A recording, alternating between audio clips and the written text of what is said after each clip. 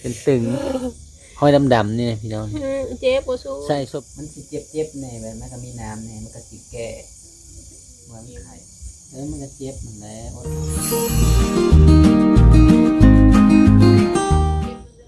โดยกับสบายดีเด้อพี่น้องเบิดสุคนสิเข้ามาติดตามรับชมพี่น้องเมื่อนี้ก็มาพบกับเบาเก่งและน้องละตีอีกแล้วพี่น้องเอ้ยมาเมื่อนี้ว่าสิมาฮดพักทางหลังอยู่นี่พักกำลังงามๆเลยกำลังว่าสิฮดเพราะว่ากลางเว้นน่ะบ่มีเวลาฮดแต่สิฮดกลางคืนมาพอดีพ่อขี้เก็บพี่น้องเอ้ยเพิ่งให้พี่น้องเบิ่งป้าพี่น้องเอ้ยตัวบักใหญ่เลยผู้ป้ามันตอดน้องละตีพี่น้องหาเนาะเขี่ยให้เบิ่งก่อนพอดีตีให้มันตายแล้วก็พากันไปท่ายาจักเป็นอะไรแล้วเพิ่นก็ได้ไปหาแนวท่ายาทางในเฮือนพุ่นป้าตัวบักยาวหนึ่งเนี่ยผู้เป็นคืบป้าตัวจักเพิ่นเป็นอะไร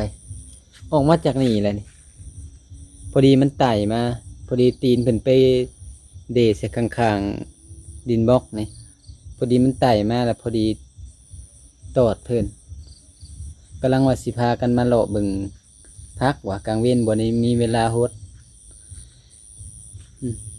อันนี้ก็สิเป็นต้นยาบนเพิ่นใส่เกี่ยวกับขี้เข็บเกี่ยวกับมึงงอดตอดนี่แหละกระท่ายเพิ่นเนี่ยแหละหักเอามาถูกทาขูดหนามันออกจักเป็นอะไรในเดี๋ยวนี้ไปตัวใหญ่ก็ได้ว้าแต่เป็นตาญาติ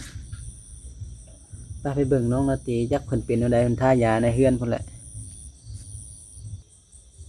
ป้าตัดพี่น้อยเป็นอะไรในแหละ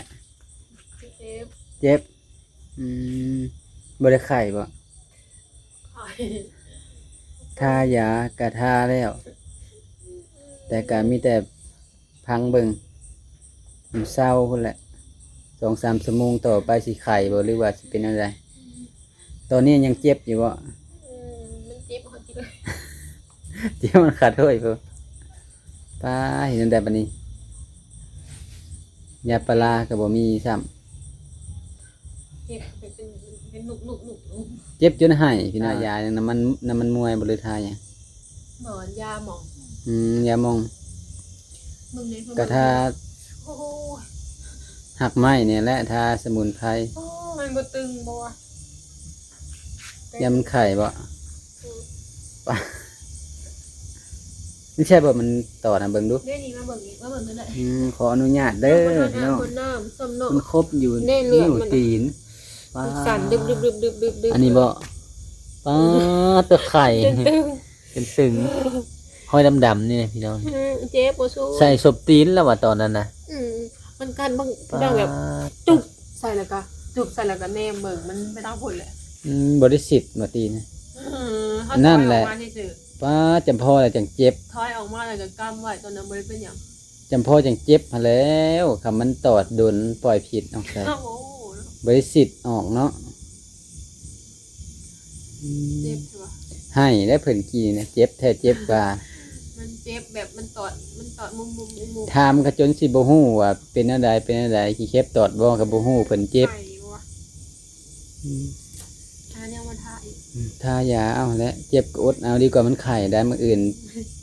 มันสิย่างเงี้ยไปใส่บ่ได้มันไข้มีแต่หาแนวทาเอาทาอีกบ่สิเท่าทุบทาให้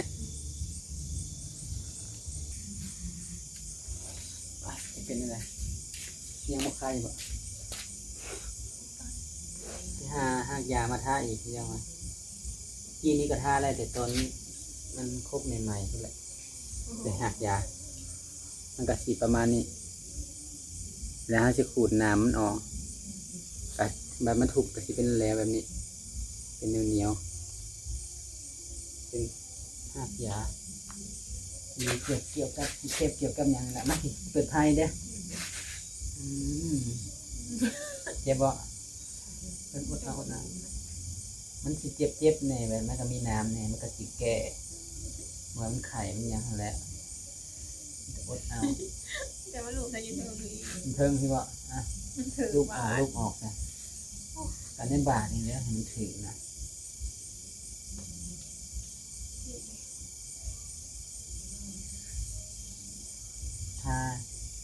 ถ้า2-3เถื่อแหละมันแห้งแล้วถ้ามันแห้งแล้วใช่ ที่ถอดอีเก็บอีก ตัวบักใหญ่เนี่ยจะยังเป็นคลื่นไปเลย จนบ่ได้อาบน้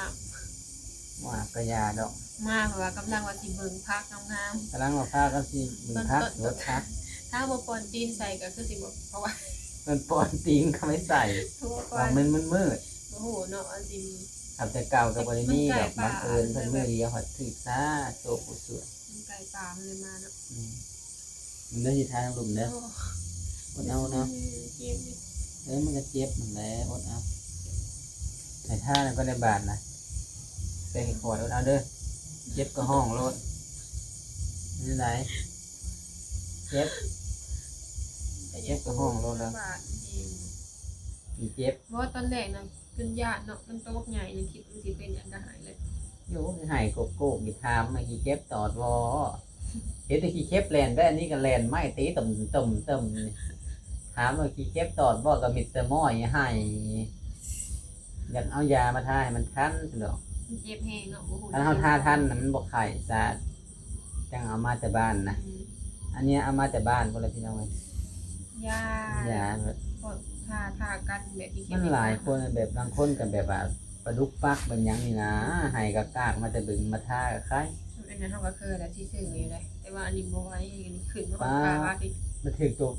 เจ็บกันแบบเดียวกันได้ อืม ขี้เจ็บก็คือการแบบตัวบ่เจ็บปานใดก็บ่เจ็บ ตอนแรกว่าสิพ่นพาก่อนหน่อยหนึงว่ะมา จักตัวแม่ตัวผู้เจ็บปานใด ไปเอาเบิ่งเลย ก็บ่ฮู้ตัวแม่หรือตัวผู้ซ้ำจังเป็นนั่นแหละ อ๋อเป็น เอา ตึ ทาง มันไข่ถ้าดึงลงจนเหนียวทามาหลายเทื่อนะ อาบน้ำก็ได้แล้วบัดนี้เนาะเห็นอะไร บ่อาบก็ได้มาที่ทางนี้มาเอา ที่เข็บนะเห็นทางก็เห็น2โตเนาะอันนี้โตใหญ่เติบเลยอ๋อบ่แม่นนิ้วใหญ่ๆอยู่บ่ได้ อัน เนาะ นี้มือนะครับ นิ้วมือหนูจ้ะ มันคือและ ก็ตีนเบิ่งนี่นิดหน่อยนะ อืม ตีน สำ มื นี้ อ นี่ ใหญ่ ถ้านี่ถือว่าไข่นะครับมันบอกไข่มันไข่สำนี้ก็ที่ว่าสำบอกไข่แล้วอันบอกไข่เป็นไก่ไข่นะ ตึงๆกันเนาะสิเศร้าอีกบัดนี้ เช้ามันก็ไข่เนี่ยตะกี้เจ้าที่หนังได้บ่ทัง งามหอ จัง สิสักยาสักยามือ เองละอันทานเคยถึงที่เก็บตัวเล็กเถื่อแหละเกิดมา เดี๋ยวนี้ เดียวเท่านี้ ไม่งอดก็แถวสิบ่ได้ตอดเลย จังพออะไรเนาะจังหวะเจ็บเทจังหวะ แบบว่าไม่งอนยังก็บ่ได้เคยตอดนะเพราะว่าแต่ว่าป้าปักยังเคยอยู่บ่ได้เป็นหยัง ธรรมดา เดี๋ยว ตา บีบเลือดอันนั้นมันออกแล้วก็แล้วเลย บอกว่ามันถึกตัวมันบ่เจ็บ อัน ถึ นี้ ก มัน ตัว เจ็ เจ็ บบ แบบจนไหลขึ้นมาหอดผี ถึกตัวเจ็บมันจะบีบออกทำได้มันก็บ่เบิดมันก็เจ็บคือเก่าเจ็บแบบนี้เลย อันเดียวกันเลยที่เจ็บนะ ทั้งเจ็บทั้งมึนแล้วก็ไหลขึ้นมาตามขาตามแขนเนาะมัน มันนั่งเทียบกันแล้วแต่ธาตุเฮามันบ่ถือกับมันแหละเจ็บ คือไม่งอดคือหยังละมงเจ็บ เอาไปทอดกินแล้วก็เอามากินเช้าเล เอย อมาอยู่พี่แต่เก่าน่ะพี่น้องเอ้ยแมงเงาตัวใหญ่ๆนั่นน่ะบางคนเพิ่นว่าเจ็บว่าหยังนะแต่บางคนก็บ่เจ็บ มาเท่านั้นตอดตะไคร้แน่บ่เจ็บปานใดมันถือมันแบบบ่แพ้เฮาอะไรก็ได้ นอนลงมา มันได้บ่ ได้เลย กดเอาลิ้นโทรศัพท์เอา ที่ตัวเจ็บถึง น้ำตาคอนเบ้าพี่น้องเอ้ยเจ็บแท้จะว่า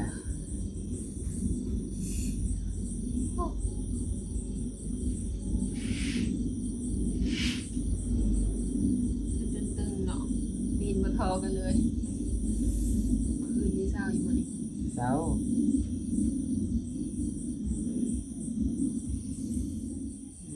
เจ็บแฮม มาท่าอะไรวันนี้ มาท่า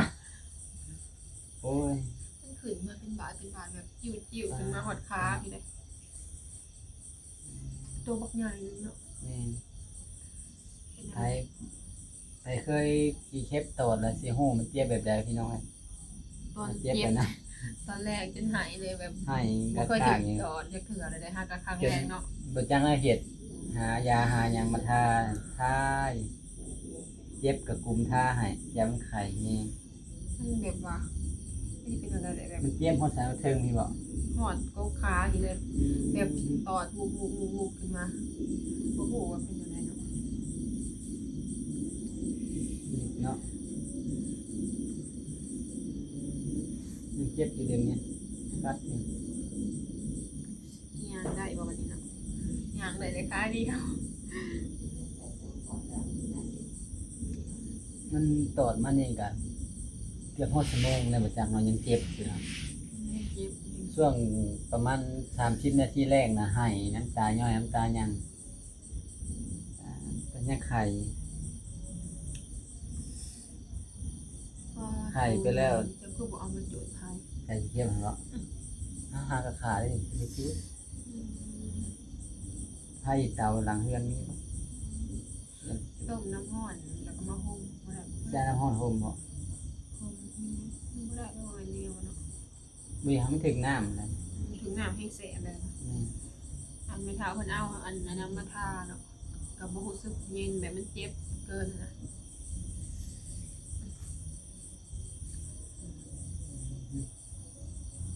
ทำปลุกไว้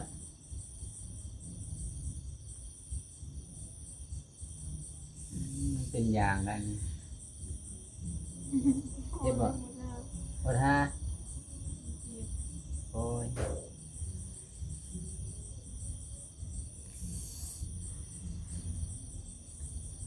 มันสั่น เป็นสั่น มันสั่นแบบเจ็บแบบมันนั่นนะเจ็บบ่คืออย่างอื่นเนาะมีหยังต่อเนี่ยพอใครเนี่ยอันนี้มันก็โตใหญ่แฮงตัวน้อยๆจังว่าบ่ซ้ำนี่เนาะน้อยๆอันนี้ได้ มันกับแบบว่ายิงตาม คือ ผิ การ ด เป็นแบบ บางที่แบบว่ามันเคยแบบครบแบบอย่างมาหั่นนะแบบมีแนวไปขวางทางมันน่ะมัน แบบครบแบบน้ำลายแบบผิดอย่างมันออกมันก็สิบ่แห้งอันนี้คือสิแม่นมันทันปล่อยผิดออกเนี่ยเนาะครบเจ้าแล้วมันทันปล่อยโดนบัดนี้เจ้าบ่เตะมันออก บ่ฮู้เนาะว่ากี่ มันก็จับมันต้อนอยู่ในตีนนั่นแหละ อันก่อนติ้งก็ไปเบิ่งภาพว่าต่อแล้วไม่ว่า ก็เพิ่นสิบ่ฮู้สึกนะเพิ่นใส่รองเท้า แต่ลองตี2สั้นบ่ได้ต้องต่อเลย มันก็ยังสอดใช่เนาะก็เพิ่นสิบ่ฮู้นาทีมันสิฮู้แบบมันใส่ในตีนแบบยุบๆเนาะอันนี้จนตอดป๊าบ มัน ก็ คือ จะ สิ ฮู้ ยางมีเท่า6อันนั้นเนาะไม่ว่าทางวันนั้น เพิ่นใส่นะ ว่าทางวันนั้น มันสิฮดอยู่ตอนเช้าบ่มีเวลาฮด เจ็บแต่อันนี้เนาะพอแล้วเฮาบ่ทันเจ็บ มาเบิ่งดูสุดท้ายเบิ่งใหม่เด้อ ตึงนะว่าแล้วก็ได้ เบิ่งมาเบิ่งกี่เคปนี่ยังข้างโอ้ยๆอยู่ป้าหมดแดงจิ้งเต็มเลยด่ะ ไปจูดมันเลย อย่าไปจูดกันเด้อบัดนี้เด้อพิลึกโพดอันนี้พิลึกตัวใหญ่ก็ดอกเนาะ นี่เนาะ หมดแดงคลึมเนาะออกมาก่อน ที่ตัวโหแล้วมันตอดค่อย พอตีจนหมุนเบิดแล้วนี่ เหมือนเข็บเลย ป้าตัวเป็นคืบ ต้มใหญ่เนาะ นี่ เราสิมาหดพักคนต่อซ่า พิลึกเนาะสวยขนาด พักกลางงาม พักกำลังพากันย่องพักกำลังงามว่ะคันว่าเพิ่นป่วนตีนเข้ามาแถวนี้แหละไทยทันในใต้เนี่ยมันมืดเนี่ยจากมันมาใช้มาในทางนอกคนแล้วเพราะว่ามันบริมีแนวแอมแถวนี้ เล่นบริมีแนวแอมมันเข้ามาในนี้ มันใกล้ปลาเนี่ยคือว่า เนี่ยมันก็ใกล้ป่าใกล้หยัง แบบนี้แหละโอ้ลองตีนยังถิ่มไว้ในนี้เลย ใช่ เล่นดิ เด้เสียเห็นอะไรก็กินนี่นะ อย่างว่าแบบนี้เนาะอย่างว่ามึงเด้อมันยางเท่านี้แหละ เออ เอามาดิ มันเข้ามาแต่พุ่น ลองตีนสองอัน คือสิแม่มันเข้ามาแต่พุ่นแหละทางหนทางมา ทางทอง เดินมาสดคราวนี้กำลังว่าสิพากันมาอดพักว่ะมาเบิ่งพักนะย่ามันแห้งว่าสิโฮดมากว่าคือบ่ได้แห้งปานใด ฝนตกเพราะว่าฝนตกอยู่ยังก็ แม่ ได้อยู่ค่ะ ตาตะพี่น้องพักนะงามงาม ปวดสีเข็บเป็นเนาะ กลางคืนได้นี่อืม จะลอยดิ ผักบัวก็ได้ พอได้กินแล้วก็มีก็ ยาวละน้ำหมอกลงแล้วเนาะ เพิ่นเอิ้นว่าผักซีเนาะ ผักซี ผักซีแล้ว นี่สิเบิ่งไกลๆก่อนน้ำหมอกลงเลยเต็มผักซีกันแล้วน้ำหมอกเต็มเลยบ่ต้องฮดแบบนี้น้ำหมอกลงละมันเดึกเลยแต่เก่านะฮดแต่กลางคืนบ่มีเวลาฮดตอนเช้านะ อันนี้ว่าจะเอาใส่เลย แม่นหวานที่ใส่นะมันบ่ใส่ยังเก็บกว่านี้ เนี่ยแห้งตึงเลยบัดนี้ มันก็ตึงเนาะแหละ โอ้ยกัด แมงงอดตอดมันก็ยังว่าเจ็บพอเฮียงอะไรขี้เข็บแห้งกระเต็กปลาตะพิลิกเนาะ บ่ไหวแล้ว บ่ไหว นอนหลับอยู่บ่เนาะ อืมมีแต่ ทั้งเจ็บทั้งตึง นอนหั่นแหละอดนอนและลินโทรศัพท์นี่ยังไปให้มันลืม ก็คือสินั่นอยู่ดอกแต่ว่าอันนี้เขาเจ็บเนาะเขาสิรับเดี๋ยวอะไร ก็คล้ายกว่าเก่าเนี่ยละว่าจักหน้อยหนึง คือดีขึ้นนิดเดียวนี่แหละ อืม แต่เก่าแล้วมันขึ้นมาอยู่นี่อีกแล้ววันนี้มันลงมานี่ได้บัดนี้ อืม ลงมัน คือสิมันผิดแบบมันกระจายเอาเนี่ยละ โตบักใหญ่พี่น้องมึงเนี่ยสิบ่ให้เจ็บเลยเลยมันสั่นตอนแรกนะเพราะว่าเฮาก็บ่เคยถูกเจ็บต่อจากเทื่อเลย แต่เนาะ บ่ฮู้แนวแก้ผิดนี่เฮาก็เลยใส่อันนี้เนาะ อันนั้นน่ะเคยเพราะว่าเคยตอดอยู่เอาใส่อยู่ตลอดแม่น แต่ว่าแนวอื่นนะเฮาก็บ่เคยรู้ได้อยู่นี่ก็บ่เคยมี ม อันนี้คือกันบ่เคยมีแต่บ่อนเฮานี่ หาก็เอามา เอามาแต่บ้านเนาะ ป้าหลายเติบได้ อืม หักบิไปใส่เจ้าหลายเถื่อละอยากให้มันบ่อยากให้มันไข่นะยันไปเวียกไปยังบ่ได้ ว่าหยุดก่อน เป็นสิเอิ้นวันค่อยโง่บ่เรื่องยานนั่นยังแหละไปมีแต่ข้าวนอนนั่นแหละบ่ต้องล้างดอกมันบ่อยากให้มันถึงน้ำเสร็จเอ้าขี้ต้มขี้หยังก็ได้ มันเจ็บอาบบ่ได้ดอกเบิ่งแล้ว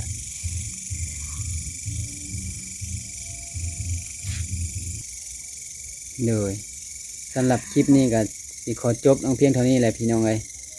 พาน้องราตรีเขานอนก่อนเป็นเจ็บบ่ไหวแล้วล่ะน้ำกะบ่อาบก็ได้มีแต่ปัดขี้พุ่นขี้ตมเอามื้ออื่นเช้าจังอาบ เจ็บแฮงบ่ไหวเนาะ เจ็บแฮงมีแต่ น้ำไม่ให้มีเจ็บ บ่ให้มันถึงน้ำหั่นแหละมีแต่อดนอนมื้ออื่นเช้ามาจังอาบก็ได้ดอกไปสำหรับคลิปนี้ก็ขอลาจบคลิปลงเลยเด้อพี่น้อง